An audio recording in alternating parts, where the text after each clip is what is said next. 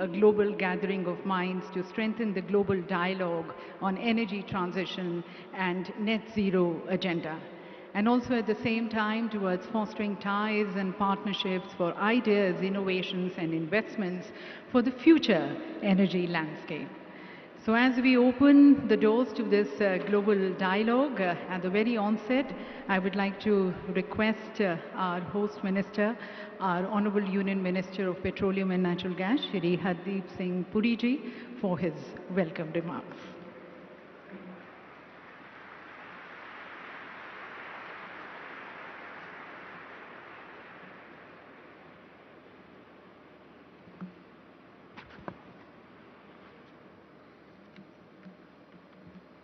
परम आदरणीय प्रधानमंत्री जी, महामहिम राज्यपाल माननीय तावरचंद गहलोत जी, माननीय मुख्यमंत्री जी, मंत्रिमंडल में मेरे सहयोगी रामेश्वर तेली जी, excellencies, captains from the global oil and gas companies, pioneers of the green energy transition, friends in the media, ladies and gentlemen. It is my very proud privilege to welcome all of you to this first edition of India's flagship energy event, India Energy Week 2023 in the beautiful city of Bengaluru. As India's first comprehensive energy event covering the entire value chain in its year of the G20 presidency, IEW 2023 is a key discussion platform in the G20 calendar. The India Energy Week was born out of the Honorable Prime Minister's long-standing vision for India's role in the global energy transition while ensuring India's energy security, affordability, and accessibility for her citizens. It captures India's dreams and aspirations of an Amrit Kal, whilst also underlining her role in the 21st century global economy as a Vishwaguru following the ideals of Vasudhaiva Kudumbakam. IEW 2023 comes at a watershed in the global energy landscape, and it will devise solutions to solve the global energy quadrilemma of energy access, affordability, and availability, with security at its pivot, and devise solutions for the future global energy transition. Friends and colleagues, last year marked a tumultuous period in energy prices globally. This created global challenges to development and sparked uncontrolled inflationary and recessionary fears. The World Bank has estimated that this year global growth will decelerate to 1.7%, the third weakest in nearly 3 decades. More than 60 million people visit the petrol pump in India on a daily basis. A nation of 1.4 billion plus has to be insulated against the global price rise so that energy is accessible at affordable cost. This is the primary focus of India's energy needs. India has already pledged to become net zero in emissions by 2070 and cut down the emissions by 1 billion tons by the end of 2030. These commitments come despite India's historical contribution to global emissions since 1890 is about 4%, despite being the fifth largest economy and home to 17% of the world's population, and despite India's per capita emissions ranking the lowest amongst the G20 countries and about half of the global average. Against this backdrop, India has carved out an energy agenda which is inclusive, market-based, and climate-sensitive. We continue to underscore the importance of oil and gas, yet our commitment to climate change mitigation goals remains unabated and undiluted. We remain focused on energy efficiencies, laying impetus on fuels of the future, including biofuels and hydrogen, and increasing the use of renewable energies, etc. At the same time, we are taking transformative steps to increase domestic exploration and production of traditional hydrocarbons. In today's plenary, we are also witnessing, or we will be witness, to the launch of 3 landmark initiatives by the Honorable Prime Minister. As per the vision that the Honorable Prime Minister laid out in 2017, a double-burner solar cooktop which can provide green, clean, effective and permanent solution for the cooking needs of the families is being launched today. This has replicability in the countries of the Global South and the rest of the world. Again, in line with the clarion call given by the Honorable Prime Minister to phase out single-use plastic items, we are launching the largest initiative in the world to reuse and recycle 100 million PET bottles per year. This also resonates with the global initiative Lifestyle for the Environment movement launched by the Honorable Prime Minister. These PET bottles will be converted into cloth for the frontline workers of the oil marketing companies and non-combat uniforms for the armed forces and other institutions and retail sales. The Honorable Prime Minister had set for us a target of 10% ethanol blending by the end of November 2022. We achieved this 5 months prior to the target. Equally, the Prime Minister had originally set 2030 for India to achieve 20% biofuel blending. Under the bold and decisive leadership of the Honorable Prime Minister, this 2030 target of 20% blending has been brought forward by 5 years, and we will complete it by 2025.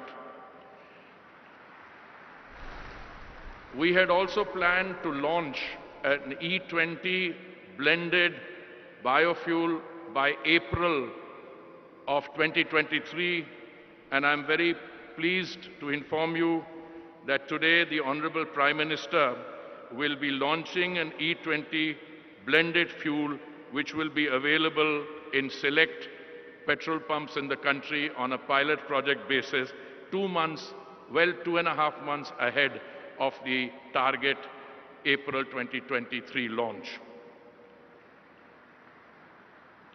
The Honorable Prime Minister will also be launching a green mobility rally which will showcase various types of vehicles capable of having E20, E85, hydrogen fuel, CNG and other new age fuels.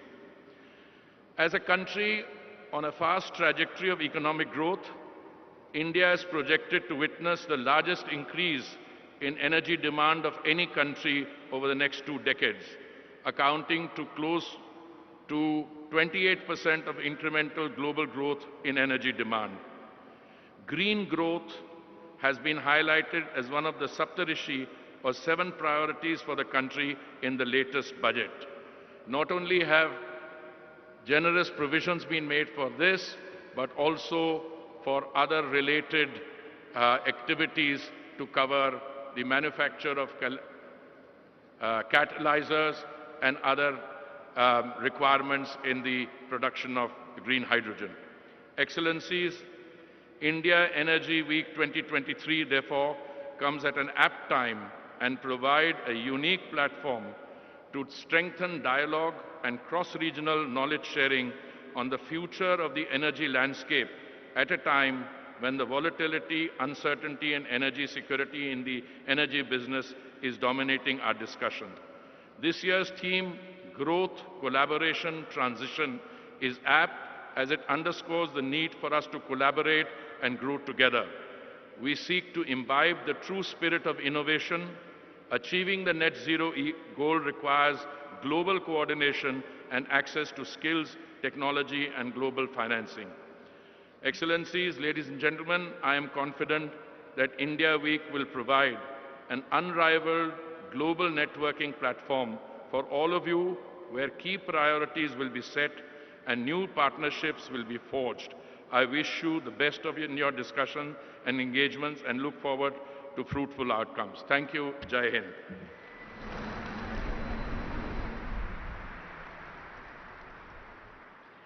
Thank you, Honorable Minister, sir.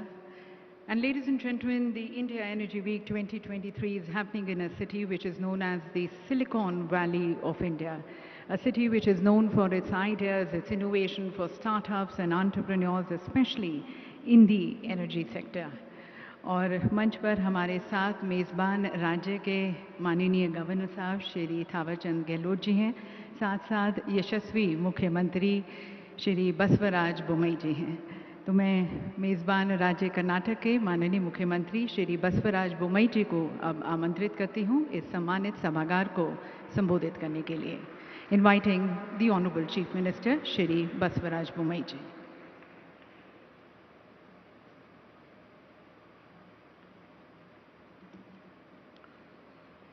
ಎಲ್ಲರಿಗೂ ನಮಸ್ಕಾರ.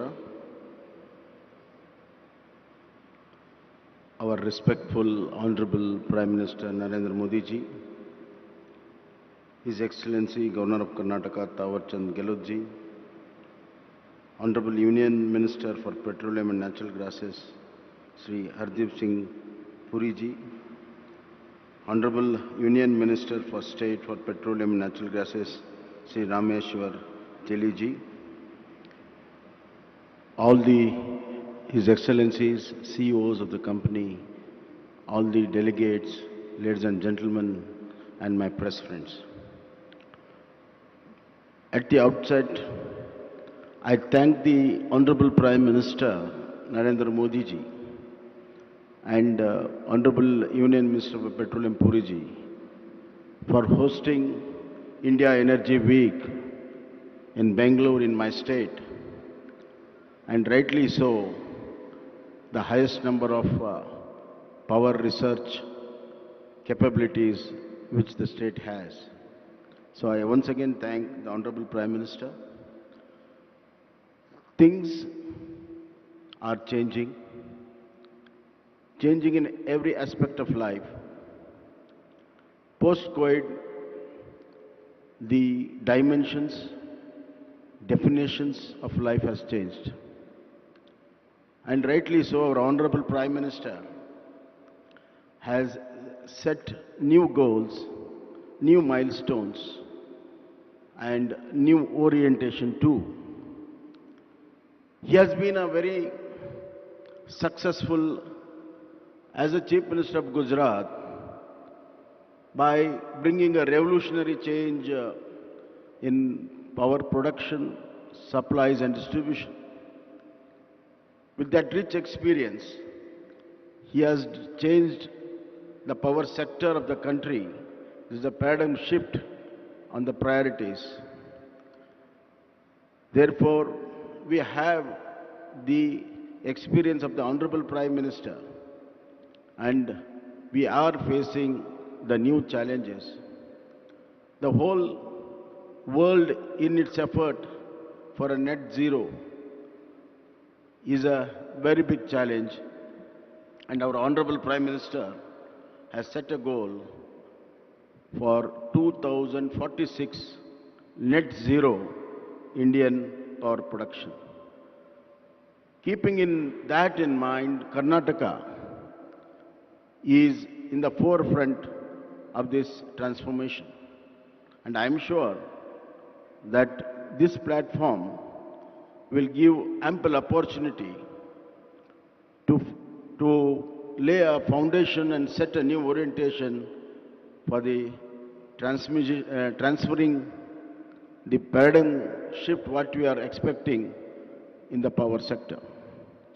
Karnataka is the highest renewable energy manufacturer in India. 50% of our power production is on by renewable energy. 15,000 megawatt we produce. Now we are going ahead with renewable energy pump storages and other kind of storages. Last month we had a global investor meet where more than 3 lakh crores investment in 9 proposals are there in green hydrogen power products. And more than 2 lakh crore of investment is expected in renewable energy. Therefore, our next 5 years will be a very crucial year to produce the renewable energy and new avatars of renewable energy, including hydrogen and ammonia. Secondly, sir, we are the highest R&D in electrical vehicles, as well as highest EV passenger vehicles are in the country. Now our goal is to make the #1 EV manufacturing in the country, and we have got EV policy which is investor friendly as far as manufacturing of EV vehicles are concerned. As far as biofuels, I am really proud that Karnataka is a pioneer in biofuels in manufacturing of ethanol, since we have highest number of sugarcane units. And I am proud that there is a young gentleman called Vijay Nirani, who is manufacturing cumulatively in all 5 units together the highest ethanol manufacturer in the India. Therefore, our goal to have 20% blend of ethanol by 2025 will be achieved, and Karnataka will be one of the greatest contributor. With all these new changes, new transformation, we like to say that the world changes and our goal is very, very important. Amrit Kal of our Honorable Prime Minister is change for the best in all the fields, including energy. Energy is a very important component for both economical growth and social development. Hence, I conclude that our Honorable Prime Minister intent and with great intensity, he has put forward the energy changes. The ultimate slogan would be maximum power with minimum emission. Thank you.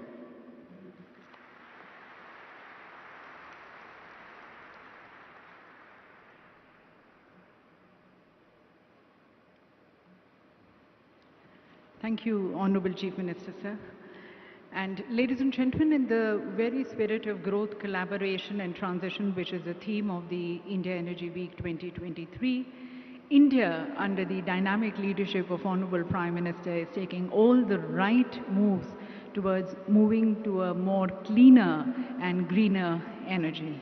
And as was mentioned by our Honorable Minister, today we are going to be witnessing the launch of 3 landmark green initiatives at the hands of the Honorable Prime Minister. We bring you greater insights into these green initiatives which are going to be launched today, and also the progressive vision of our Honorable Prime Minister through a short film. If you can play the film, please.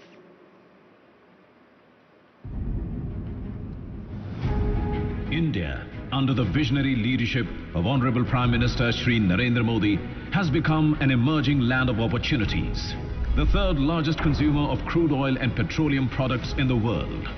Committed to the target of renewable footprint and decarbonization by 2030, as resolved by our Prime Minister Shri Narendra Modi at COP26. आज Bharat installed renewable energy capacity में विश्व में 4थे number पर है। बीते 7 वर्षों में भारत की नॉन फॉसिल फ्यूल एनर्जी में 25% से ज्यादा की वृद्धि हुई है और अब ये हमारे एनर्जी मिक्स का 40% पहुंच गया है। The Government of India, under the able guidance of the Honorable Prime Minister, is scaling up avenues of utilizing renewable energy for achieving energy independence and has targeted about 450 gigawatt of installed renewable energy capacity by 2030. India is today creating a wave of new possibilities of growth, collaboration and transition. Transitioning into new age biofuels, India is further securing its energy security, and the government is supporting advanced biofuel projects through the Pradhan Mantri Jeevan Yojana with cumulative financial assistance of approximately 25,000 crore. Domestically produced ethanol has been identified by the country as a potential opportunity to reduce reliance on oil imports. India is all set to achieve the target of 20% blending by 2025. Which was advanced from the original target of 2030. Achieving the 20% ethanol blending target will result in forex savings of more than nearly 54,000 crore per annum. The Government of India is striving to increase farmers' income, and one key contributor to it is ethanol blending, which will increase the farmers' cumulative income by over 49,000 crore per annum. To further this vision, oil marketing companies are setting up 2G, 3G ethanol plants with total investment of 8,000 crore per annum. PM Shri Narendra Modi ji has called for a ban on single-use plastic. Inspired by his clarion call, Indian Oil, one of the energy majors of the country, has ventured into recycling PET bottles and converting it into yarn. More than 10 lakh uniforms of oil marketing companies will be weaved with the polyester made from the recycled yarn. And further, armed forces and other institutions for their non-combat uniforms are also adopting this raw material for their production. This green initiative, unbottled towards a greener future, will result in recycling of 10 crore PET bottles per year. एक क्षेत्र ऐसा है जो शायद बहुत बड़ा revolution ला सकता है। लोग अपने घर में सोलार एनर्जी से चूल्हा चलाएंगे जिस पर हर प्रकार की रसोई हो सके। Following the vision of Honorable Prime Minister of providing clean cooking fuel across the nation, Indian Oil is introducing an indoor solar cooking system designed, developed and patented by Indian Oil. A stationary indoor cooking solution capable of catering to the cooking needs of Indian households. Today at India Energy Week 2023, Honorable Prime Minister Shri Narendra Modi ji dedicates the double burner solar cooktop to the nation, launches Unbottled Towards a Greener Future initiative, and flags off vehicles running on energy efficient fuel to mark the launch of ethanol E20 grade fuel, which will be available in select cities of the country. India Energy Week 2023. Growth, collaboration, transition. तो TV सज्जनों, आपने देखा कि अब recycle पेट bottle से बनेंगे sustainable garments, और ये इंडियन ऑयल की हरित पहल है। सस्टेनेबिलिटी की दिशा में आगे बढ़ते हुए इंडियन ऑयल ने सर्कुलर इकोनॉमी में योगदानकर्ता के रूप में प्लास्टिक न्यूट्रलिटी को अपनाया है, और इसी के तहत ऑयल मार्केटिंग कंपनीज के कस्टमर सर्विस अटेंडेंट्स की वर्दी के अलावा अन्य संस्थाओं के लिए भी कपड़ा बनाया जाएगा। रिसाइकल पॉलिएस्टर को कपास के साथ मिलाकर उसकी तरफ कपड़ा तैयार किया जाएगा। आपको ये भी बताना चाहेंगे कि प्रत्येक वर्दी के लिए कुछ 28 यूज्ड पेट बॉटल्स रिसाइकलिंग उनकी की जाती है और तब वो कपड़ा तैयार किया जाता है। और हमारे साथ chairman Indian oil corporation limited हैं, उनकी पूरी टीम को शुभकामनाएं देते हुए उन्हें मैं अब मंच पर आमंत्रित करती हूं, श्री श्रीकांत माधव वैद्या जी को, और उनसे निवेदन है कि वे माननीय प्रधानमंत्री जी को इस रिसाइकल पेट बॉटल से बने पेटा और जैकेट प्रधानमंत्री जी को भेंट करें।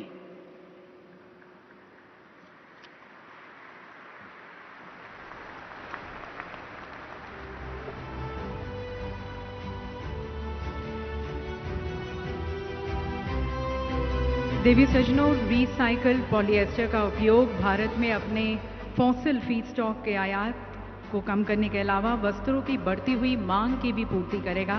पेट बोतलों के रिसाइकलिंग का महत्व पर्यावरण संरक्षण में भी है, क्योंकि इसके उत्पादन के लिए फॉसिल फीडस्टॉक से निर्मित पॉलिएस्टर की तुलना में लगभग 59% कम ऊर्जा की आवश्यकता होती है और इसमें लगभग 79% कम कार्बन फुटप्रिंट है।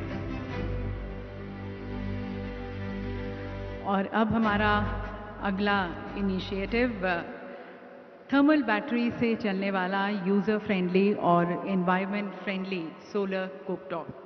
जी हाँ देवी सज्जनों, ये बहुत ही विशेष सोलर कुकर है और सूर्य के चमकने पर ये सोलर मोड में काम करता है और जब धूप कम है, ये धूप नहीं है, तब ये हाइब्रिड मोड में इलेक्ट्रिक ग्रिड के माध्यम से काम करता है। और जैसा कि आपने वीडियो में भी देखा और सुना कि इसकी एक और यूनिकनेस है कि आप इस पर दिन में या रात में किसी भी मौसम में और किसी भी प्रकार का खाना बना सकते हैं। तो मैं एक बार पुनः माननीय प्रधानमंत्री जी से निवेदन करती हूँ कि कृपया आप रिमोट का बटन दबाकर इंडियन ऑयल द्वारा विकसित twin cooktop indoor solar cooker का लोकार्पण करें।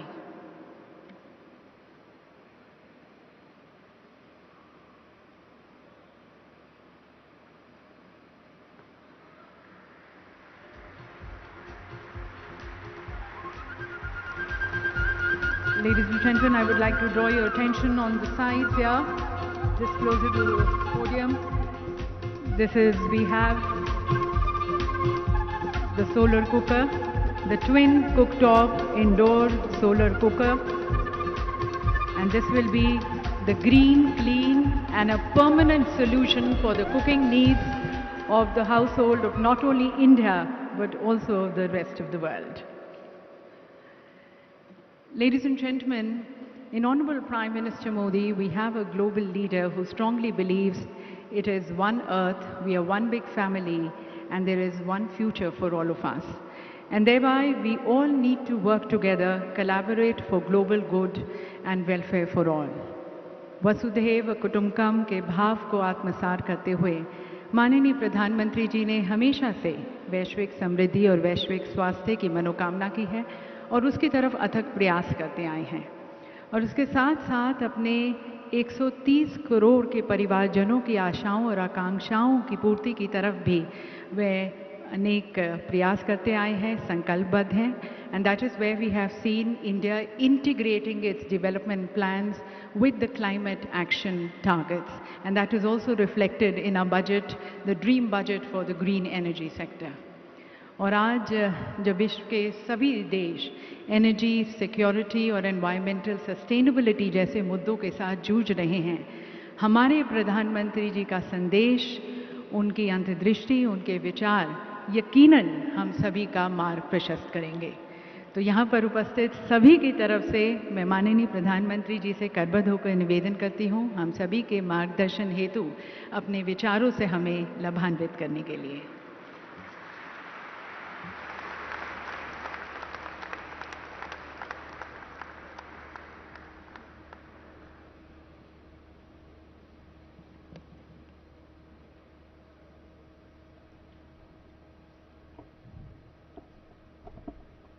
कर्नाटका के मुख्यमंत्री श्री बसवराज बोम्मई जी, केंद्रीय मंत्रिमंडल के मेरे सहयोगी श्री हरदीप पुरी जी, रामेश्वर तेली जी, अन्य मंत्रीगण, योर एक्सेलेंसीज, देवी और सज्जनों, इस समय तुर्की में आए विनाशकारी भूकंप पर हम सभी की दृष्टि लगी हुई है। बहुत से लोगों की दुखद मृत्यु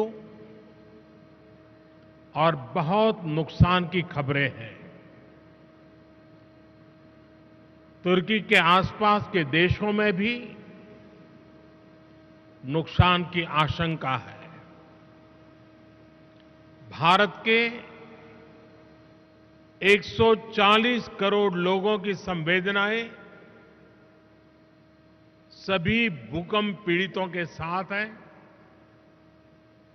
भारत भूकंप पीड़ितों की हर संभव मदद के लिए तत्पर है। साथियों, बेंगलुरु टेक्नोलॉजी, टैलेंट और इनोवेशन की एनर्जी से भरपूर शहर है। मेरी तरह आप भी यहां की युवा ऊर्जा को अनुभव कर रहे होंगे। ये भारत की G20 प्रेसिडेंसी कैलेंडर का पहला बड़ा एनर्जी इवेंट है। मैं देश विदेश से आए सभी लोगों का इंडिया एनर्जी वीक में स्वागत करता हूं, अभिनंदन करता हूं। साथियों, 21वीं सदी के विश्व का भविष्य तय करने में एनर्जी सेक्टर की बहुत बड़ी भूमिका है। एनर्जी के नए रिसोर्सेज को डेवलप करने में, एनर्जी ट्रांजिशन में आज भारत विश्व के सबसे मजबूत आवाजों में से एक है। विकसित बनने का संकल्प लेकर चल रहे भारत में एनर्जी सेक्टर के लिए अभूतपूर्व संभावनाएं बन रही है। आप जानते हैं कि हाल ही में IMF ने 2023 के लिए ग्रोथ प्रोजेक्शन रिलीज की है। इसमें कहा गया है कि Bharat fastest growing major economy रहने वाला है।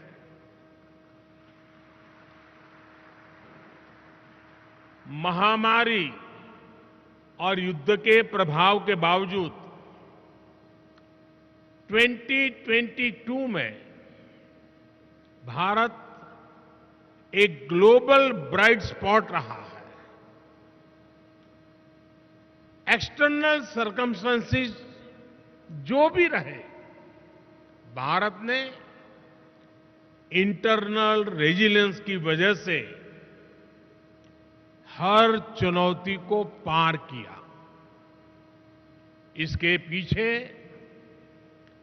मल्टीपल फैक्टर्स ने काम किया। पहला, स्टेबल डिसिसिव गवर्नमेंट। दूसरा, सस्टेन रिफॉर्म्स। और तीसरा, ग्रासरूट पर सोशियो इकोनॉमिक एम्पावरमेंट। बीते वर्षों में बड़े पैमाने पर लोगों को बैंक खातों से जोड़ा गया, उन्हें फ्री हेल्थ केयर ट्रीटमेंट की सुविधा मिली, सेफ सैनिटेशन, बिजली कनेक्शन, आवास, नल से जल और दूसरे सोशल इंफ्रास्ट्रक्चर की पहुंच करोड़ों लोगों तक हुई। पिछले कुछ वर्षों में भारत की जितनी बड़ी आबादी के जीवन में ये बदलाव आया है, वो कई विकसित देशों की जनसंख्या से भी ज्यादा है। इससे करोड़ों गरीबों को गरीबी से बाहर निकालने में मदद मिली है। आज करोड़ों लोग गरीबी से निकलकर मिडिल क्लास के स्तर तक पहुंच रहे हैं। आज भारत में करोड़ों लोगों की क्वालिटी ऑफ लाइफ में बदलाव आया है। आज गांव-गांव तक इंटरनेट पहुंचाने के लिए 6 लाख किलोमीटर 600,000 किलोमीटर से ज्यादा ऑप्टिकल फाइबर बिछाए जा रहे हैं। पिछले 9 वर्षों में देश में ब्रॉडबैंड यूजर्स की संख्या 13 गुना बढ़ चुकी है। पिछले 9 वर्षों में इंटरनेट कनेक्शंस 3 गुना से ज्यादा हो चुके हैं। आज रूरल इंटरनेट यूजर्स की संख्या अर्बन यूजर्स की तुलना में ज्यादा तेजी से बढ़ रही है। इसके अलावा भारत दूसरा सबसे बड़ा मोबाइल फोन बनाने वाला देश बन चुका है। इससे भारत में दुनिया का सबसे बड़ा एस्पिरेशनल क्लास तैयार हुआ है। भारत के लोग चाहते हैं कि उन्हें बेटर प्रोडक्ट्स, बेटर सर्विसेज और बेटर इंफ्रास्ट्रक्चर मिले। भारत के लोगों की आकांक्षाओं को पूरा करने के लिए एनर्जी बहुत बड़ा फैक्टर है। इंडस्ट्रीज से लेकर के ऑफिसेज तक, फैक्ट्रीज से लेकर के घरों तक भारत में एनर्जी की जरूरत, एनर्जी की मांग बढ़ती ही जा रही है। भारत में जिस तेजी से विकास हो रहा है, उसे देखते हुए ये माना जा रहा है कि आने वाले वर्षों में भारत में अनेक नए शहर बनने वाले हैं। इंटरनेशनल एनर्जी एसोसिएशन ने भी कहा है कि भारत इस दशक में भारत की एनर्जी डिमांड दुनिया में सबसे ज्यादा होगी और यहीं पर आप सभी इन्वेस्टर्स के लिए, एनर्जी सेक्टर के स्टेक होल्डर्स के लिए भारत नई अपॉर्चुनिटीज लेकर के आया है। आज ग्लोबल ऑयल डिमांड में भारत की हिस्सेदारी 5% के आसपास है, लेकिन इसके 11% तक पहुंचने की उम्मीद है। भारत की गैस डिमांड तो 500% तक बढ़ने का अनुमान है। हमारा विस्तार ले रहा एनर्जी सेक्टर भारत में इन्वेस्टमेंट और कोलैबोरेशन के नए अवसर बना रहा है। फ्रेंड्स, एनर्जी सेक्टर को लेकर भारत की स्ट्रेटेजी के 4 मेजर वर्टिकल्स हैं। पहला, डोमेस्टिक एक्सप्लोरेशन और प्रोडक्शन को बढ़ाना। दूसरा, सप्लाईज को डाइवर्सिफिकेशन। तीसरा, बायोफ्यूल्स, इथेनॉल, कंप्रेस्ड बायोगैस और सोलार जैसे ऑल्टरनेटिव एनर्जी सोर्सेज का विस्तार। और चौथा, इलेक्ट्रिक व्हीकल और हाइड्रोजन के जरिए डीकार्बनाइजेशन। इन चारों ही दिशाओं में भारत तेजी से काम कर रहा है। मैं आपके बीच इसके कुछ एस्पेक्ट्स पर और विस्तार से बात करना चाहूंगा। साथियों, आप जानते हैं कि भारत दुनिया में चौथी सबसे बड़ी रिफाइनिंग कैपेसिटी वाला देश है। भारत की वर्तमान क्षमता करीब 250 MMTPA की है, जिसे बढ़ाकर 450 MMTPA करने के लिए तेजी से काम हो रहा है। हम अपनी रिफाइनिंग इंडस्ट्री को लगातार इंडिजीनियस, मॉडर्नाइज और अपग्रेड कर रहे हैं। हम अपनी पेट्रोकेमिकल प्रोडक्शन कैपेसिटी को बढ़ाने की दिशा में भी बहुत तेजी से काम कर रहे हैं। भारत के रिच टेक्नोलॉजी पोटेंशियल और ग्रोइंग स्टार्टअप इकोसिस्टम का उपयोग करके आप सभी अपने एनर्जी लैंडस्केप का विस्तार कर सकते हैं। साथियों, हम 2030 तक अपने एनर्जी मिक्स में नेचुरल गैस कंजम्पशन को बढ़ाने के लिए भी मिशन मोड पर काम कर रहे हैं। इसे 6% से बढ़ाकर 15% करने का लक्ष्य तय किया गया है।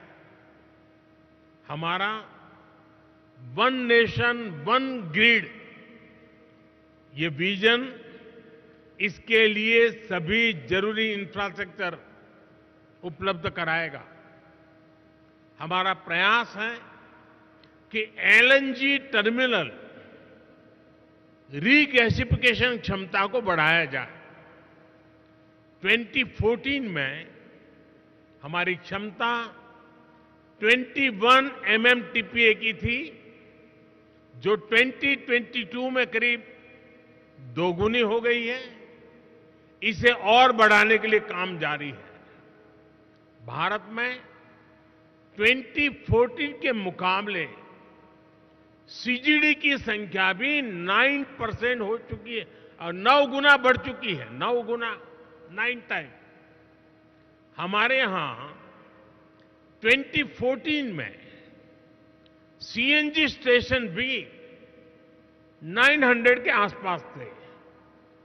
अब इनकी संख्या भी बढ़कर 5000 तक पहुंच रही है।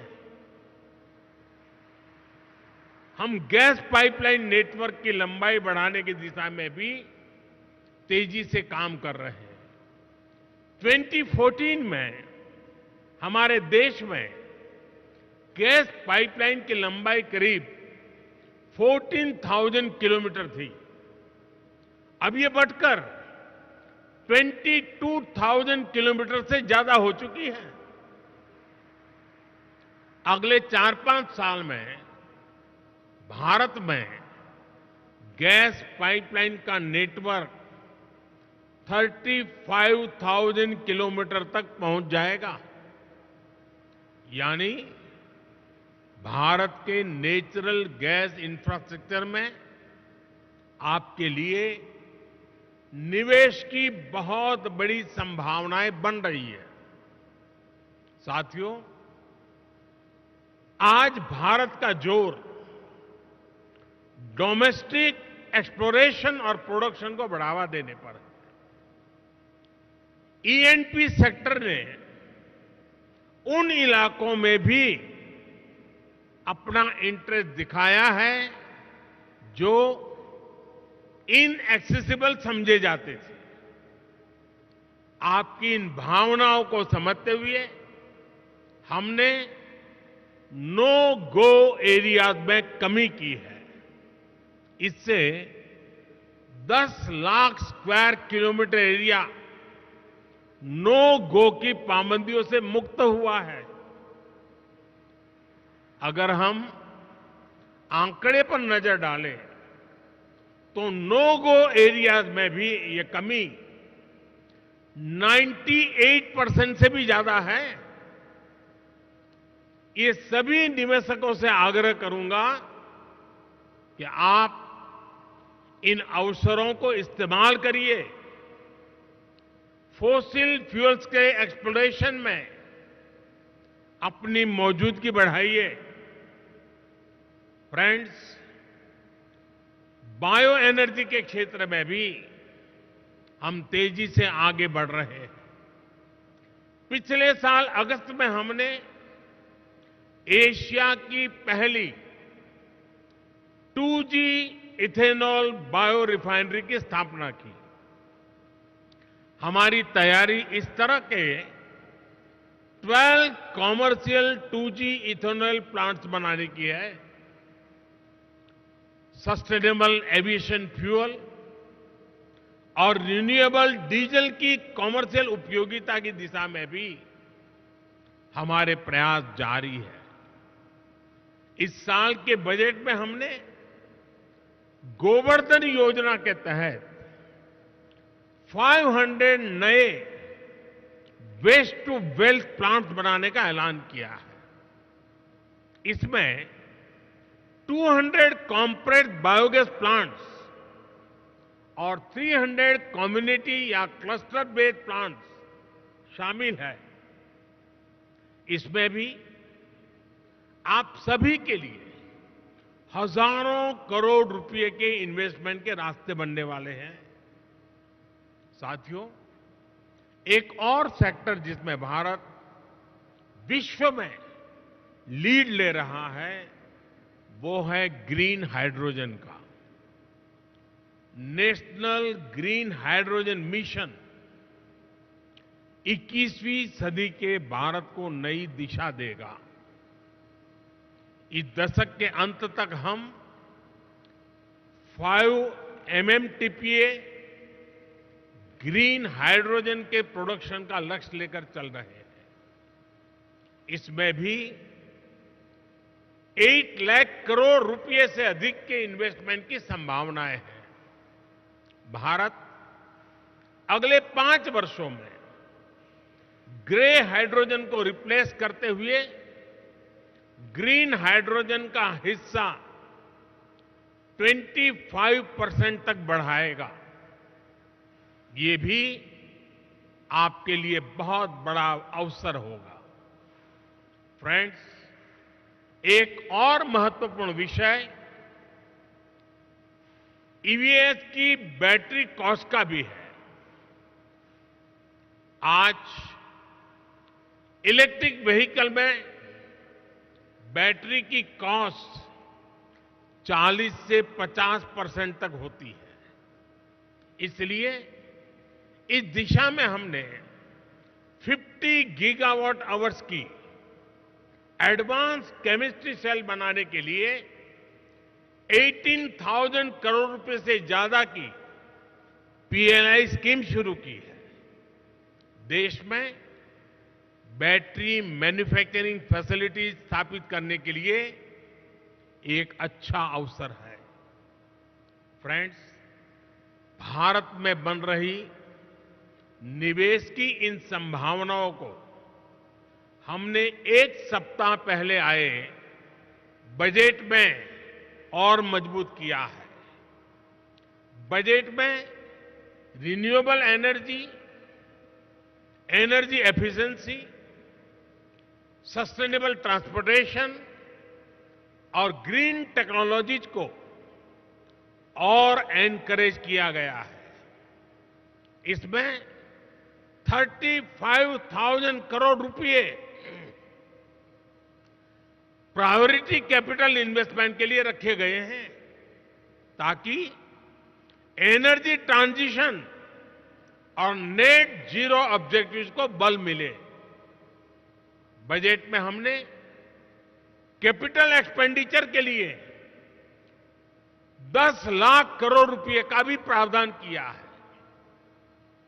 इससे भी ग्रीन हाइड्रोजन से लेकर सोलार और रोड जैसे हर तरह के इंफ्रास्ट्रक्चर को गति मिलेगी। साथियों, 2014 के बाद से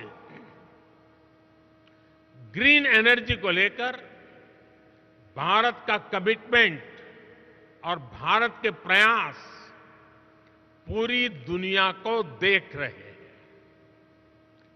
बीते 9 वर्षों में भारत में रिन्यूएबल एनर्जी कैपेसिटी करीब 70 गीगावाट से बढ़कर करीब 170 गीगावाट हो चुकी है। इसमें भी सोलर पावर कैपेसिटी 20 टाइम्स से ज्यादा बढ़ी है। आज भारत विंड पावर कैपेसिटी के मामले में दुनिया में चौथे नंबर पर है। हम इस दशक के अंत तक 50% नॉन फॉसिल फ्यूल कैपेसिटी का लक्ष्य लेकर चल रहे हैं। हम बायोफ्यूल पर, इथेनॉल ब्लेंडिंग पर बहुत तेजी से काम कर रहे हैं। बीते 9 वर्षों में पेट्रोल में इथेनॉल ब्लेंडिंग को हम 1.5% से बढ़ाकर 10% कर चुके हैं। अब हम 20% इथेनॉल ब्लेंडिंग के लक्ष्य की तरफ बढ़ रहे हैं। आज यहां E20 रोल आउट किया जा रहा है। पहले फेज में देश के 15 शहरों को कवर किया जाएगा और फिर आने वाले 2 वर्षों में देश भर में इसका विस्तार किया जाएगा। यानी E20 भी आपके लिए देश भर में बहुत बड़ा मार्केट बनने जा रहा है। साथियों, आज भारत में एनर्जी ट्रांजिशन को लेकर जो मास मूवमेंट चल रहा है वो अध्ययन का विषय है। ये 2 तरीके से हो रहा है। पहला, एनर्जी के रिन्यूएबल सोर्स का तेज गति से एडॉप्शन कर, और दूसरा, एनर्जी कंजर्वेशन के प्रभावी तरीकों का एडॉप्शन। भारत के नागरिक आज बड़ी तेजी से एनर्जी के रिन्यूएबल सोर्सेज को अपना रहे हैं। सोलर पावर से चलने वाले घर, सोलर पावर से चलने वाले गांव, सोलर पावर से चलने वाले एयरपोर्ट, सोलर पंप से हो रही खेती, ऐसे अनेक उदाहरण हैं। बीते 9 वर्षों में भारत ने अपने 19 करोड़ से ज्यादा परिवारों को क्लीन कुकिंग फ्यूल से जोड़ा है। आज जो सोलर कुपटॉप लॉन्च किया गया है वो भारत में ग्रीन और क्लीन कुकिंग को नया आयाम देने जा रहा है। उम्मीद है कि अगले 2-3 साल में ही 3 करोड़ से अधिक घरों में सोलर कुपटॉप की पहुंच बन जाएगी। इससे एक तरह से भारत किचन में क्रांति लाने का काम करेगा। भारत में 25 करोड़ से अधिक परिवार हैं। आप कल्पना कर सकते हैं कि सिर्फ सोलर कुपटॉप से जुड़े निवेश में आपके लिए कितनी संभावनाएं बन रही हैं। साथियों, भारत के नागरिक एनर्जी कंजर्वेशन के प्रभावी तरीकों की तरफ तेजी से शिफ्ट हो रहे हैं। अब ज्यादातर घरों में स्ट्रीट लाइट्स में एलईडी बल्ब का इस्तेमाल होता है। भारत के घरों में स्मार्ट मीटर लगाए जा रहे हैं। लार्ज स्केल पर सीएनजी और एलएनजी को अपनाया जा रहा है। इलेक्ट्रिक व्हीकल्स की बढ़ती लोकप्रियता इस दिशा में बड़े बदलाव के संकेत दे रहे हैं। साथियों, ग्रीन ग्रोथ की तरफ, एनर्जी ट्रांजिशन की तरफ भारत के बड़े प्रयास हमारी वैल्यूज को भी रिफ्लेक्ट करते हैं। सर्कुलर इकोनॉमी एक तरह से हर भारतीय की जीवन शैली का हिस्सा है। रिड्यूस, रीयूज और रिसाइकल का मंत्र हमारे संस्कारों में रहा है। आज इसका ही एक उदाहरण हमें यहां अभी देखने को मिला है। प्लास्टिक की वेस्ट बॉटल्स को रिसाइकल करके जो यूनिफॉर्म बनाई गई है, आपने उसे देखा है। फैशन की दुनिया के लिए, सुंदरता की दुनिया के लिए उसमें कोई कमी नहीं है। हर साल 10 करोड़ ऐसी बॉटल्स की रिसाइकलिंग का लक्ष्य पर्यावरण की रक्षा में बहुत मदद करेगा। ये मिशन लाइफ यानी लाइफस्टाइल फॉर एनवायरनमेंट को भी मजबूती देगा, जिसकी दुनिया को आज बहुत आवश्यकता है।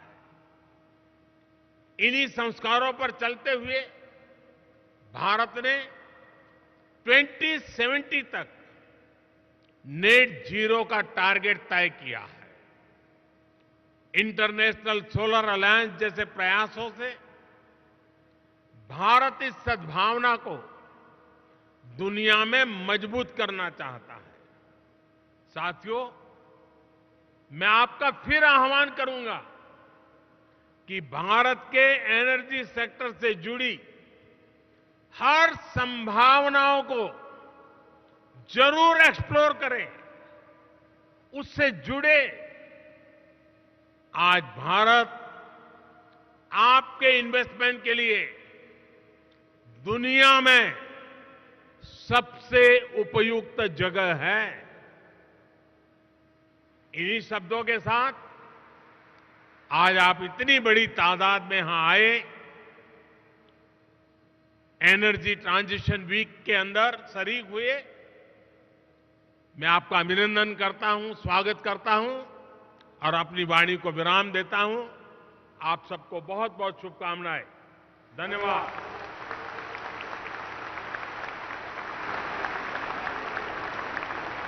Thank you very much, Honorable Prime Minister, sir, for sharing the green growth plans which India has, and that is where the opportunity lies for the energy innovators and the investors. माननीय प्रधानमंत्री जी का बहुत बहुत धन्यवाद उनके सतत मार्गदर्शन के लिए, उनके पथ प्रदर्शक संदेश के लिए। Ladies and gentlemen, would like to request you to remain at your respective seats and would like to request our Honorable Energy Ministers to please join us outside for a group photograph with the Honorable Prime Minister. Also, the Honorable Prime Minister outside is going to be launching the E20. तो ये बेंगलुरु से सीधा प्रसारण आप देख रहे थे। भारत ऊर्जा सप्ताह का उद्घाटन कार्यक्रम चल रहा था, जिसमें प्रधानमंत्री नरेंद्र मोदी ने हरित ऊर्जा की कई पहलों की शुरुआत की। उन्होंने अनबॉटल्ड पहल के तहत एक वर्दी लॉन्च की, जो